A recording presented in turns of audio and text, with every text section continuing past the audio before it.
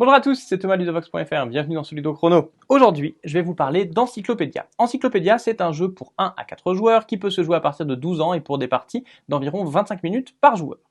Encyclopédia, c'est un jeu dans lequel vous allez incarner des naturalistes qui allaient aider Buffon à écrire sa grande encyclopédie, l'histoire naturelle, qui va traiter donc des animaux. Il va vous falloir donc choisir les animaux à étudier, monter des expéditions pour aller les étudier et ensuite partager ce que vous avez trouvé en publiant vos résultats, ce qui va vous permettre de marquer des points. C'est évidemment le joueur qui aura le plus de points à la fin de la partie qui sera le gagnant. Donc au début de la partie, on va installer le plateau central sur lequel on va mettre notamment les cartes des animaux que l'on va pouvoir étudier. Alors chaque animal va avoir plusieurs critères pour le définir. On va savoir de quel continent il vient, de quel type il est que c'est un mammifère ou un reptile, est-ce qu'il est carnivore ou végétarien, dans quel habitat il vit, est-ce qu'il préfère les habitats plutôt chauds, plutôt froids ou plutôt tempérés. Chaque joueur aura également devant lui un plateau avec les éléments qui lui sont propres et on commencera tous avec 2 cartes animales.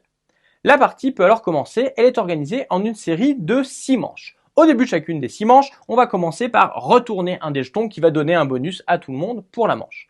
Puis, chacun des joueurs va piocher 4 dés dans le sac qui est ici, il va les lancer et les placer sur son plateau. Une fois que chacun des dés ont été placés, les joueurs vont jouer à tour de rôle. Lorsque c'est à moi de jouer, je vais récupérer un des dés, n'importe lequel parmi ceux qui sont disponibles, et je vais m'en servir pour faire une des actions présentes sur le plateau. Alors lorsque je récupère un dé, si je le récupère devant moi, eh bien il ne se passe rien. En revanche, si je le récupère chez un adversaire, eh bien l'adversaire va récupérer le bonus ici qui est indiqué. Donc si jamais je récupère ce dé, eh bien mon adversaire va récupérer 2 pièces d'or. C'est pour ça donc qu'on va choisir comment placer nos dés en fonction de ce qui va pouvoir ou non intéresser nos adversaires. Donc ce dé, une fois que je l'ai récupéré, je vais pouvoir le placer sur une des cases du plateau qui va me permettre de faire une action. Ici par exemple, je vais aller à l'académie pour choisir un nouvel animal que je vais vouloir étudier. Donc je vais placer le dé ici et je vais prendre un animal de la couleur correspondante, la correspond à son continent. Donc ici par exemple, je vais prendre ce crocodile, je vais remplacer la carte et en fonction de la valeur du dé, je vais marquer plus ou moins de prestige. Je vais avancer ici sur ma piste de prestige. Plus la valeur de mon dé sera élevée, plus je vais marquer du prestige. Ce prestige, ça va me servir tout simplement à débloquer des bonus au fur et à mesure que j'avance. Donc comme vous le voyez, lorsque l'on va faire une action, la couleur du dé et sa valeur va avoir éventuellement de l'influence. Je vais pouvoir néanmoins changer ces couleurs et cette valeur. Pour changer les couleurs, je peux dépenser des jetons expédition ou bien je vais pouvoir changer les valeurs en dépensant de l'argent. Chaque pièce que je dépense me permet d'augmenter ou de diminuer de 1 la valeur d'un dé.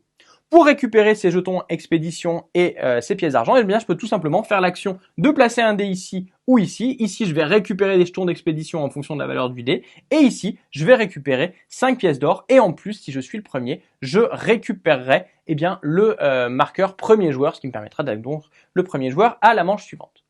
Je vais pouvoir également, comme action, placer un dé ici pour récupérer un expert. Lorsque je récupère un expert, eh bien, je le choisis parmi ceux disponibles, je le place sur mon plateau et je le remplace avec une nouvelle carte. Alors ces experts, eh bien, ils vont me donner des pouvoirs soit que je pourrais utiliser une seule fois, soit des pouvoirs permanents, soit des pouvoirs qui me permettront de marquer des points en fin de partie si la carte est toujours visible. En effet, eh bien, j'ai un nombre d'experts limité. Si jamais j'en place d'autres, eh bien, ceux que j'ai déjà devront être recouverts. De plus, si jamais je mets une couleur qui correspond à l'expert que j'ai récupéré, eh bien, je pourrais récupérer un jeton d'expédition. Une fois que j'ai choisi les animaux que je voulais étudier, je vais pouvoir monter une expédition pour aller faire des recherches sur ces animaux. Donc pour cela, je vais prendre un dé de la couleur du continent que je vais vouloir explorer. Je pourrais toujours changer la couleur du dé avec un jeton expédition. Et je vais la mettre sur la case la plus à gauche, encore libre, du continent en question. Donc ici, en la mettant là, je vais pouvoir récupérer 3 marqueurs de prestige et donc éventuellement récupérer des bonus. Ce dé, eh bien, sa valeur va me donner des points de recherche que je vais pouvoir dépenser. Ces points de recherche, je vais pouvoir en avoir plus en dépensant par exemple un jeton d'expédition pour en avoir 2 de plus ou bien de l'argent pour en avoir encore plus. Donc ces points de recherche, ils vont me servir à mettre des petits cubes sur des animaux que je vais vouloir étudier. En fonction du critère sur lequel je vais placer mon petit cube, eh bien, je vais dépenser plus ou moins de points de recherche. Donc par exemple, si je veux passer un petit cube sur un critère niveau 2, il faudra dépenser 4 points de recherche. Ici, j'en ai 8, 6 plus les 2 que j'ai dépensés. Je vais en dépenser 4 pour mettre par exemple une recherche ici sur cet animal et je vais marquer immédiatement les points correspondants.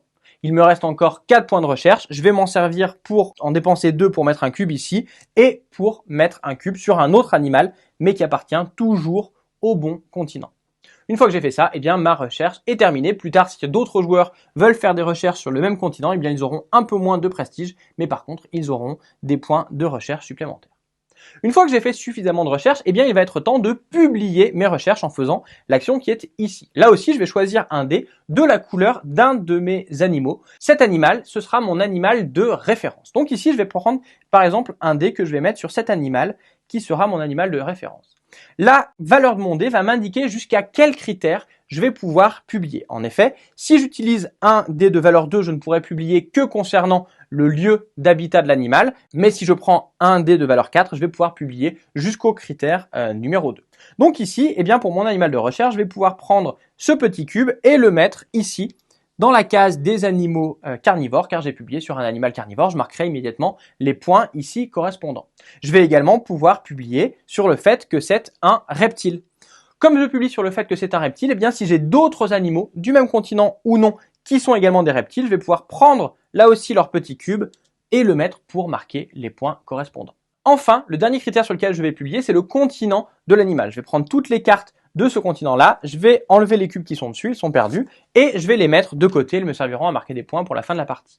Si jamais j'ai pris des cubes sur d'autres animaux qui n'étaient pas de ce continent, eh bien les cartes seront défaussées. Une fois que j'ai fait ça, j'ai presque fini ma publication. À la fin de ma publication, je vais récupérer un jeton d'écureuil royal qui a plusieurs utilisations, notamment me faire marquer des points, faire des actions supplémentaires ou bien augmenter les valeurs de mes expéditions. Mon tour est terminé, c'est alors au tour du joueur suivant. On enchaîne donc ainsi les tours jusqu'à ce que tous les dés aient été récupérés et utilisés. C'est alors la fin de la manche. On peut commencer alors la manche suivante. Lorsque l'on a fait les 6 manches, eh bien on va tout simplement compter les points. Les points, ce sera ceux que l'on a marqués en cours de partie, mais également les collections que l'on a réalisées, que ce soit les collections qui vont être ici sur le plateau des publications que l'on a faites, ou bien les collections de cartes de même continent, que ce soit avec nos animaux ou avec nos experts. On va faire la somme de tous ces points et c'est le joueur qui a le plus de points à la fin de la partie qui sera le gagnant. Il est à noter que le jeu vient avec un mode solo et également avec une extension dans laquelle vous pourrez également enquêter sur des fossiles. Encyclopédia, c'est donc un jeu dans lequel il va falloir bien choisir quel dé prendre et pour faire quelle action, de façon à maximiser les publications que vous allez faire et avoir un maximum de points à la fin de la partie. Voilà, vous savez presque tout sur Encyclopédia. Maintenant, à vous de jouer et à bientôt sur Sox.fr.